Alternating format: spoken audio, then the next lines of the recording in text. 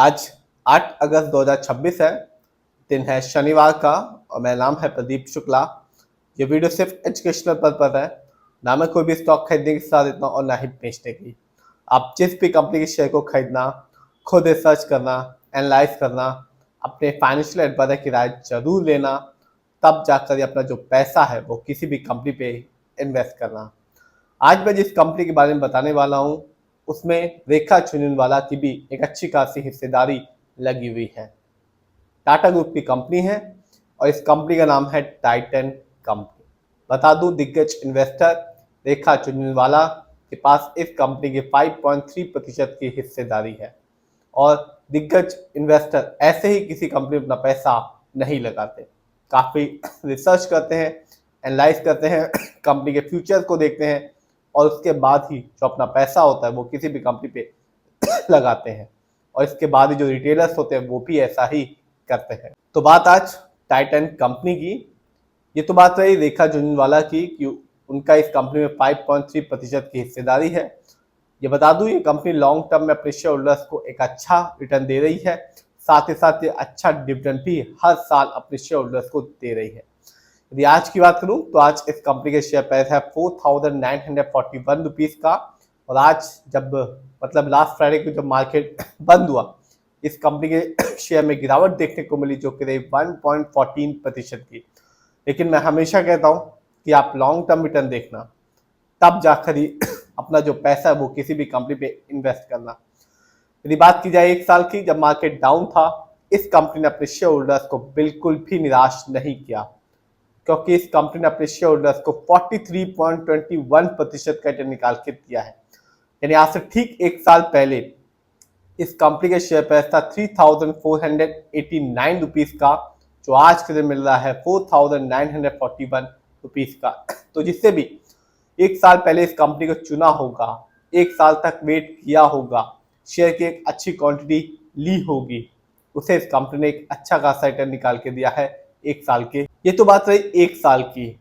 इस कंपनी ने अपने शेयर होल्डर्स को लॉन्ग टर्म में यानी कि 5 साल में माला माल किया, क्योंकि 5 साल में इस कंपनी ने अपने शेयर होल्डर्स को 176% का रिटर्न निकाल के दिया है। यानी आज से ठीक 5 साल पहले इस कंपनी का शेयर प्राइस था 1,869 रुपीज का, जो आज के दिन मिल रहा है 4,941 रुपीज का। तो जिससे भी ना केवल एक साल पहले, 5 साल पहले भी इस कंपनी को चुना होगा, एक अच्छा अमाउंट लगाया होगा, शेयर की एक अच्छी क्वांटिटी ली होगी, उसे इस कंपनी ने माला माल किया, दोनों में ही, एक साल में भी और 5 साल में भी।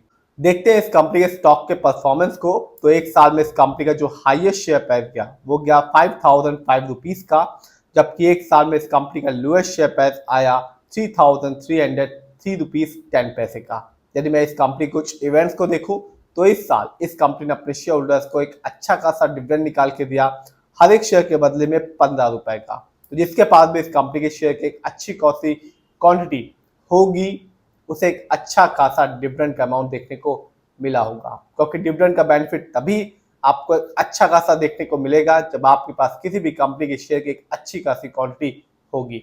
और रिटर्न के मामले में तो एक कंपनी अपने शेयर होल्डर्स को एक अच्छा खासा रिटर्न दे रही है। देखते हैं इस कंपनी के फंडामेंटल्स को। तो जो कंपनी का मार्केट कैप है वो है 4,42,473 करोड़ का। ये कंपनी लार्ज कैप की है, क्योंकि मार्केट कैप 20,000 करोड़ के ऊपर का है। पीबी रेशियो 28.18 है। शेयर मार्केट में एक अच्छा पीबी रेशियो कहलाता है 1 से लेकर 3 के बीच में। यदि 3 से ज्यादा है पीबी रेशियो तो कंपनी का शेयर महंगा है और निवेशकों को कंपनी से फ्यूचर में काफी ज्यादा उम्मीदें लगी हुई हैं। इंडस्ट्री पी 56.79 है। शेयर मार्केट में एक अच्छा इंडस्ट्री पी कहलाता है 20 से लेकर 25 के बीच में। ये बताता है कि कंपनी का शेयर मार्केट में कैसा परफॉर्म कर रहा है। क्या वो बहुत महंगा तो नहीं हो गया शेयर मार्केट में कंपनी का शेयर? क्या बहुत ज्यादा सस्ता तो नहीं हो गया कंपनी का शेयर मार्केट में? डेट टू इक्विटी यानी कि लोन कर्ज 0.93 है। आप भी देख सकते हैं इस कंपनी पर किसी भी तरह का कोई भी लोन कर्ज नहीं है। आरओई यानी कि रिटर्न ऑन इक्विटी 32.31% है, काफी अच्छा, क्योंकि शेयर मार्केट में एक अच्छा आरओई कहलाता है 15% से लेकर 20% के बीच में। और मैं बार बार ये कहता हूँ कि आप जब भी किसी कंपनी के फंडामेंटल्स को चेक करें तो आरओई जरूर देखें, क्योंकि ये बताता है कंपनी कैसे आपके पैसे को इस्तेमाल कर रही है। यदि कंपनी का आरओई हाई होता है या पॉजिटिव होता है तो साफ बताएगा कंपनी आपके पैसे को सही से इस्तेमाल कर रही है, जिससे आगे चल के फ्यूचर में कंपनी आपको एक अच्छा खासा रिटर्न दे पाएगी। यदि कंपनी का आरओई कम होता है, नेगेटिव होता है, तो साफ बताएगा कंपनी आपके पैसे को सही से इस्तेमाल नहीं कर पा रही, जिससे रिटर्न पाने की जो पॉसिबिलिटी होती है लॉन्ग टर्म में बहुत ज़्यादा कम हो जाती है।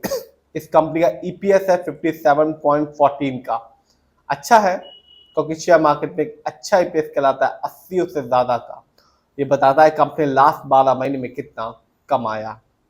डिविडेंड यील्ड 0.30% है, शेयर मार्केट में एक अच्छा डिविडेंड यील्ड कहलाता है 2% से लेकर 6% के बीच में, और हाई डिविडेंड यील्ड हमेशा अच्छा माना जाता है। बुक वैल्यू 176.88 है और कंपनी का फेस वैल्यू है 1। देखते हैं इस कंपनी के फाइनेंशियल कंडीशन को। तो जून क्वार्टर में इस कंपनी का रेवेन्यू रहा 21,502 करोड़ का, जबकि 2025 में इस कंपनी का ईयरली रेवेन्यू था 88,136 करोड़ का। प्रॉफिट जून क्वार्टर में इस कंपनी का प्रॉफिट रहा 1,777 करोड़ का, जबकि 2025 में इस कंपनी का ईयरली जो प्रॉफिट था वो था 5,073 करोड़ का। जानते हैं कि किसका कितना पैसा इस कंपनी पे लगा हुआ है, यानी कि शेयर होल्डिंग पैटर्न। तो प्रमोटर यानी कि इस कंपनी के ओनर्स जिनका पैसा इस कंपनी में लगा हुआ है 52.90% का। रिटेलर्स यानी कि हम लोग का पैसा इस कंपनी में लगा हुआ है 16.38% का।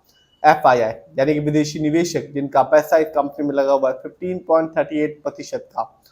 म्यूचुअल फंड जिनका पैसा इस कंपनी पे लगा हुआ है 8.73% का। बीआईआई जिनका पैसा इस कंपनी पे लगा हुआ है 6.61% का।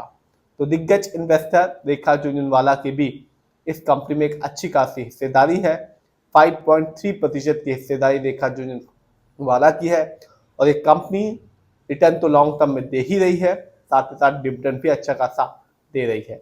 फिर भी आप जिस पे भी पैसा लगाएं खुद रिसर्च करें, एनालाइज करें, अपने फाइनेंशियल एडवाइजर की राय जरूर लें, तब जाकर अपना जो पैसा है वो किसी भी कंपनी में इन्वेस्ट करें।